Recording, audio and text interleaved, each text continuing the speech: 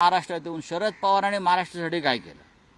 हां, सहकार चळवळ बुडवली, अजून काय केलं? किती घाणेरड्या शब्दात टीका केली. तेव्हा हे सगळे बिळात का लपले होते शेपट्या घालून? गांडूगिरी का तेव्हा करत होते? हे मी माझ्या पक्षाची आम्हाला नाही, एका गद्दाराला ज्याने शरद पवारांचाही पक्ष फोडला. एकनाथ शिंदेंनी जर शिवसेना फोडली नसती तर अजित पवार फुटले नसते आणि सरकार पडलं नसतं. लक्षात घ्या.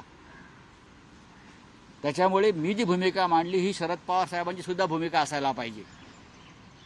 एकनाथ शिंदे हा अजित माणूस अमित शहा बरोबर हात मिळवणी करून त्याने हे पक्ष फोडलेत. अमित शहाने पक्ष फोडले आहे. ते अजित पवार असतील, एकनाथ शिंदे असतील, आणि तुम्ही त्यांची भलावण करताय. मी बोललो माझ्यात हिंमत आहे. तुम्ही अमित शहाविषयी का बोलताय का? त्यांनी पवारांवर टीका केली. नरेंद्र मोदी भटकती आत्मा म्हणतो पवार साहेबांना, तेव्हा तुमचा आत्मा जागा झाला नाही. हे ढोंगी भंपक लोक आहेत, घाणेरडे डर्टी पॉलिटिक्स करतात महाराष्ट्रामध्ये. हां, दुतोंडी हे दुतोंडी गांडूळ आहेत. मला अजिबात पोटदुखी नाही. त्यांना नोबेल पुरस्कार द्यावा, भारतरत्न द्यावा मोदींनी. एकनाथ शिंदेना भारतरत्न द्यावा, परमवीर चक्र द्यावं.